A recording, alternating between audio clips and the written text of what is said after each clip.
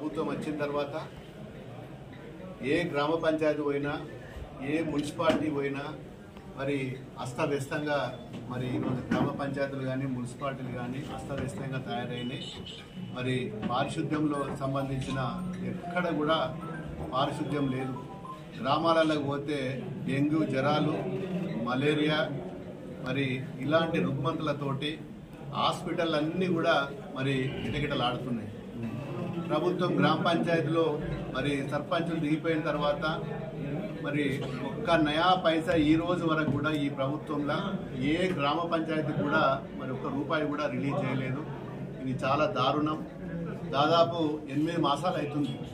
8 మాసాల నుంచి అభివృద్ధి కార్యక్రమాలు పక్కన పెట్టినా పర్వాలేదు, కానీ అట్లీస్ట్ గ్రామ పంచాయతీలకు నిధులు ఇచ్చినట్టయితే మరి వాళ్ళు శానిటేషన్ సంబంధించిన ట్రాక్టర్లో డీజిల్ కానీ మరి వాటర్ ట్యాంకులు క్లీనింగ్ చేసుకోవడానికి కానీ ఒక గడ్డి మందు కానీ బ్లీచింగ్ పౌడర్ కానీ మరి కొట్టుకోవడానికి ఎవరి దగ్గర కూడా డబ్బులు లేవు.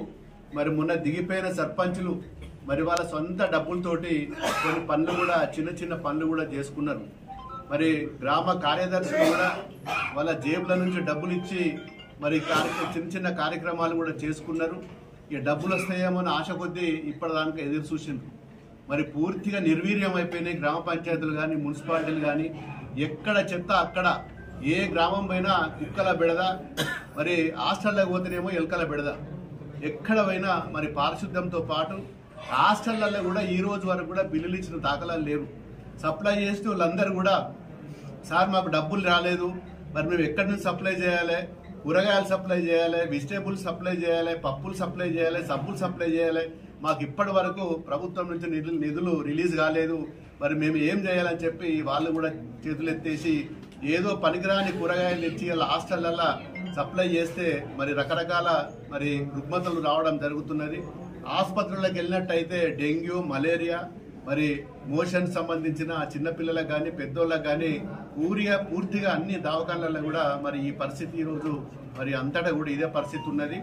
మరి రైతులకు చూసినట్టయితే మరి వారికి చాలా గ్రామాలల్లో ఈ రోజు వరకు కూడా సరైన సమయంలో ఫర్టిలైజర్ కూడా సప్లై అయితలేదు. మరి ఏ గ్రామం పైన మరి కాలువలలో నీళ్లు రాక పోయిన సంవత్సరం ఆగస్టు 2వ నెలలో దాదాపు మరి 1,70,000 ఎకరాలకు మరి నీరందించి నాట్లు పడితే ఈ సంవత్సరం 25,000 ఎకరాలు కూడా నాటేయలేని పరిస్థితి ఈరోజు మరి రైతుల పరిస్థితి. మరి ట్రాన్స్ఫార్మర్లు కాలిపోయి మరి పోల్స్ కావాలంటే కూడా ఏ ఊర్లో కూడా గ్రామ పంచాయతీలో డీడీలు కట్టినా ఈ రోజు వరకు కూడా ఒక నయా పైసా పనిగా లేదు. 10 పోల్లు కరెంటు పోల్లు కావాలంటే కూడా ఈరోజు ఇచ్చే పరిస్థితిలో గవర్నమెంట్ లేదు.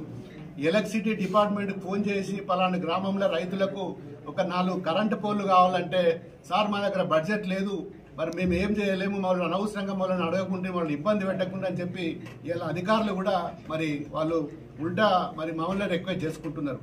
డబ్బులు వచ్చిన తర్వాత ఇస్తాం సార్, ఇప్పుడు డబ్బులు లేవు గ్రామ పంచాయతీలలో కానీ ఎలక్ట్రిసిటీ పోల్కి సంబంధించిన ఎక్కడ కూడా డబ్బులు లేవు, మేము మా చేతిలో ఏం లేదని చెప్పి ఇలా అధికారులు కూడా చేతులు ఎత్తేసిండ్రు. మరి ఇలాంటి పరిస్థితిలో మరి ఈరోజు ప్రభుత్వం ఉన్నది.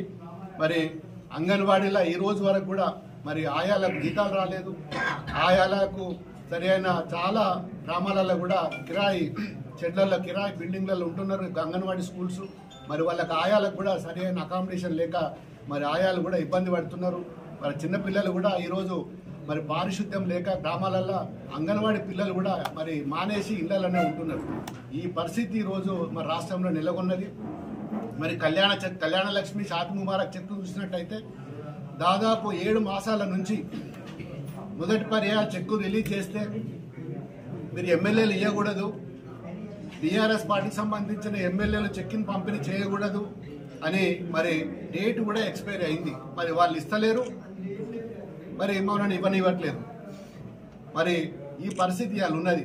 మళ్ళీ చెక్కులు మళ్ళీ రిటర్న్ పోయినాయి, మళ్ళీ సిగ్నేచర్ రాయి మళ్ళీ ఇప్పుడు వచ్చి కూడా మళ్ళీ 15-20 రోజులు అయింది. సెకండ్ దఫా కూడా ఎక్స్పైరీ అయిన తర్వాత మళ్ళీ పంపించారు. మళ్ళీ చెక్కులు ఒక 15-20 రోజులు పెట్టుకొని మళ్ళీ బ్యాంకర్స్ మళ్ళీ కలెక్టర్ దగ్గర ఆర్టీఓల దగ్గర ఉంటే 15 రోజులు అవుతుంది. ఈ రోజు వరకు కూడా మరి చెక్కుల పంపిణీ కార్యక్రమం కూడా ఇప్పటివరకు చేయలేదు.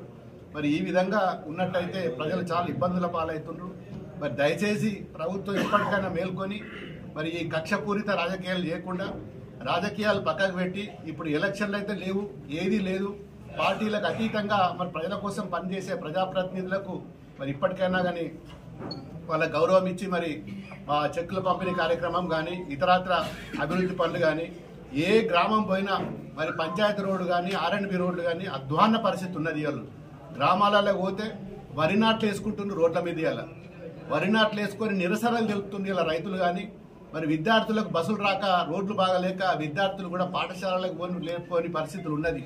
మరి రోజు అధికారుల చుట్టూ మేము హైదరాబాద్లో సెక్రటరియట్లో పంచాయతీరాజ్ సంబంధించింది, R&B సంబంధించిన, ఎడ్యుకేషన్ సంబంధించిన డిపార్ట్మెంట్లకు పోతే ఒక్క నయా పైసా కూడా ఈ రోజు వరకు రిలీజ్ చేయలేదు.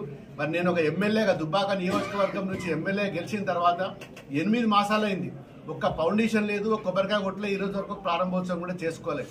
ఇంత దుర్భరమైన మరి ఈ ప్రభుత్వాన్ని మరి ప్రజలు గమనిస్తున్నారు, ఖచ్చితంగా బుద్ధి చెప్తారు.